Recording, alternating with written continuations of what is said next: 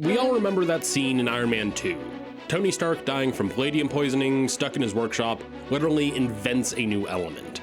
He smashes a wall, grabs old cables, and with some help from his late father's notebooks and an inspiring message from an old film reel, he builds a particle accelerator in his basement. After a flash of light, Tony is left with a perfectly formed glowing triangle and a limitless source of clean energy. It's one of the more memorable moments from the early days of the MCU. It's a phenomenal summary of Tony Stark's character. Witty, defiant, and impossibly cool.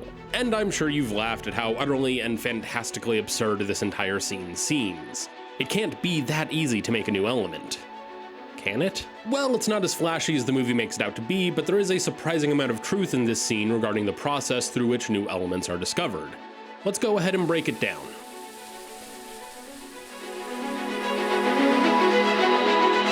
And welcome to the Chemist's Codex. My name is Peter, and I like to tell stories about whatever happens to catch my interest, because I believe those stories can teach us more about ourselves. So what would it really take to create a new element? I'm going to explore the real-world science and the nearly impossible odds of creating even a single atom of a new element. But first, let's review the scene itself. For most of Iron Man 2, Tony isn't doing so hot. The arc reactor that's keeping the shrapnel out of his heart is also slowly and surely poisoning him due to the palladium in its core. We see the physical toll it's taking. Dark and honestly somewhat gross, patterns creeping up his neck, a dependence on chugging chlorophyll to manage the symptoms, and increasingly reckless behavior. His body is rejecting the metal, and Tony has checked every known element and compound he can think of to replace the palladium. But nothing is working and he's running out of time. Then, after alienating his friends and colleagues and being placed on house arrest by S.H.I.E.L.D., Tony gets an idea fueled by a message left behind by his father. Howard Stark reveals the atomic structure of a new, theoretical element. Howard knew it was possible, but was limited by the technology of his time. This element was a dream of a better future. But for Tony, it was the blueprint for survival he had to figure out in like a weekend. And so Tony just starts building. He starts unearthing relics from his father's work, he rips out a section of his floor, runs cables through them, and gets to work on positioning large magnetic coils, trying to get them perfectly level with a casualness that belies the importance of his task. When it's powered on and fired up, we hear Jarvis call it a prismatic accelerator. A violent beam shoots through the coil, and Tony starts directing it using what I can only assume is the prism of the prismatic accelerator. It cuts through the wall of Tony's workshop until it's aimed at the target. The target glows brighter and brighter until Tony shuts off the accelerator, and Jarvis congratulates him on successfully synthesizing a new element. There it is. More than a blip on a sensor or a single atom, Tony has probably several dozen grams of this new, and likely incredibly radioactive, element. So if Tony can do this with some dusty hardware and an afternoon's worth of work, why aren't scientists just creating new elements left, right, and center? As it turns out, the real process is just a little bit more complicated. The movie gets one basic idea right. You have to smash smaller things together to make a bigger thing. That's the core principle, creating new atomic nuclei from pre-existing ones. But that's about where the similarities between Tony Stark's basement project and reality end. Forging a new element takes longer than a weekend. It's one of the most monumental, expensive, and time-consuming efforts in all of science. Let's start with the hardware. Tony builds his accelerator in his basement, but a real particle accelerator used in the discovery of new elements, like the Large Hadron Collider at CERN for example, is a circular tunnel several miles in circumference and buried hundreds of feet underground. Other labs that synthesize elements, like the Joint Institute for Nuclear Research in Dubna, Russia, or Lawrence Berkeley National Lab in the US, are still sprawling billion-dollar institutions. Miles of pipes and magnets, they're some of the most complex machines ever built. The LHC's magnets, for example, are cooled by tons of liquid helium to a temperature of minus 271 degrees Celsius, a temperature only a few degrees above absolute zero. The vacuum inside the pipes is several orders of magnitude lower than atmospheric pressure to ensure the particles moving at incredibly fast speeds don't run into any air molecules. You can't just knock down a wall in your mansion to make room for one. You need a campus the size of several city blocks. Next, you need the right ingredients. You need a projectile and a target. And that's at least something the movie seems to get right. In real life, scientists accelerate a lighter element, the projectile, to slam it into a heavier one, the target. For several of the more recently discovered elements, the projectile of choice has been calcium-48, an isotope of calcium that is quite stable and particularly neutron-rich. The abundance of neutrons makes it exceptionally good for fusing with other nuclei to create super-heavy elements, as neutrons help to stabilize the new atoms. The only issue is that calcium-48 makes up less than 1% of natural calcium on Earth. Only about 10 grams of the pure isotope are produced in a year. To use the calcium though, you first have to ionize it, stripping off electrons to give it a positive charge. This is because the projectile is injected into the particle accelerator to get it to a high enough speed to fuse with the atoms of the target.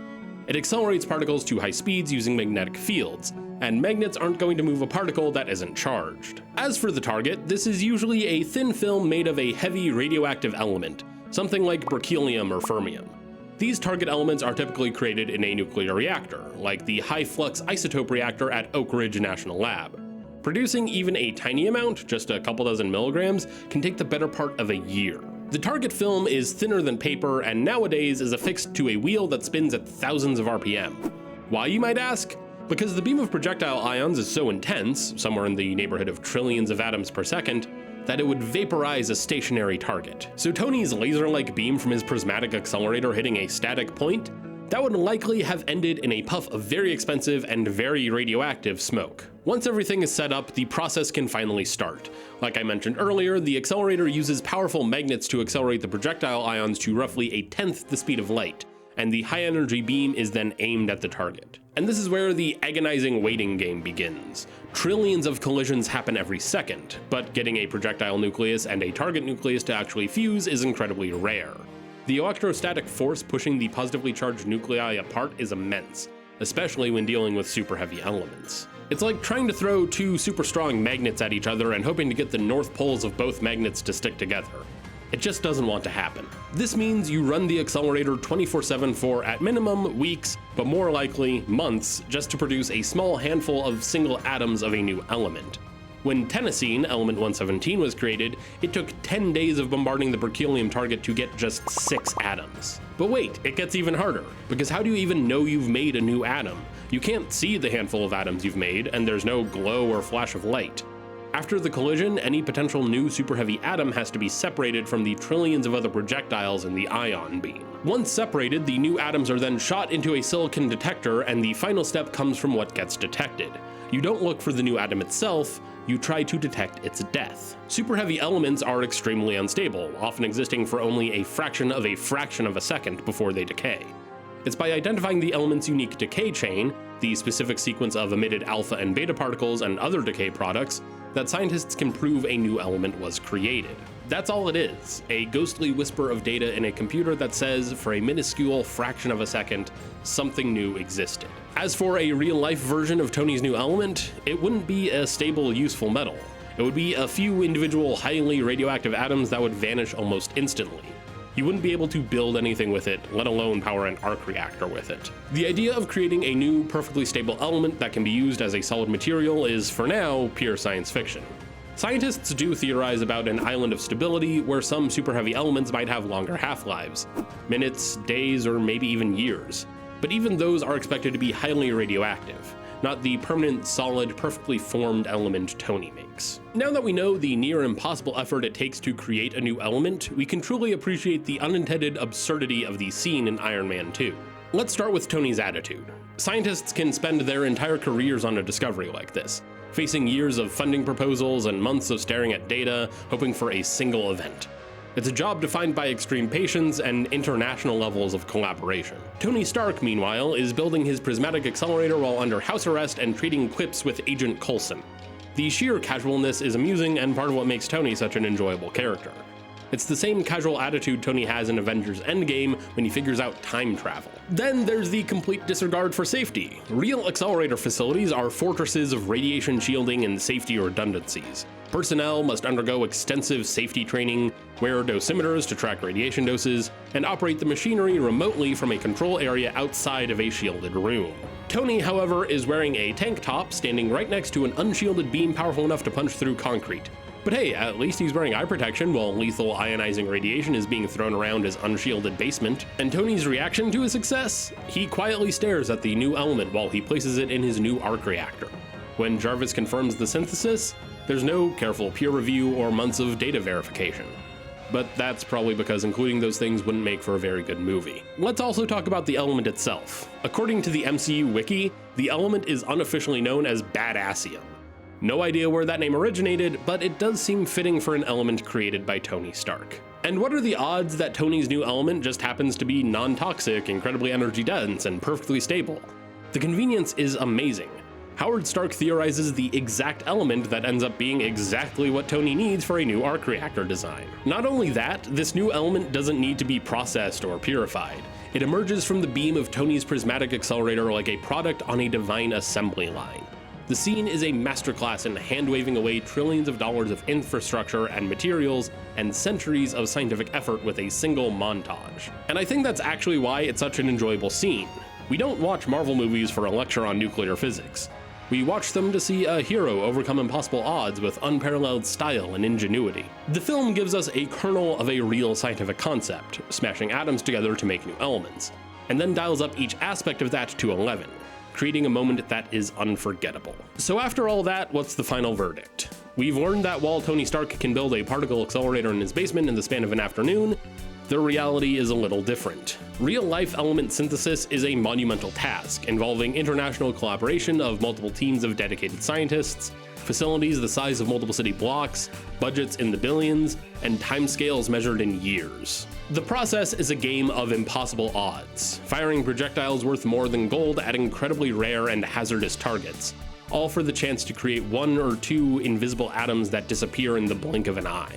And the result is far from a glowing, tangible power source.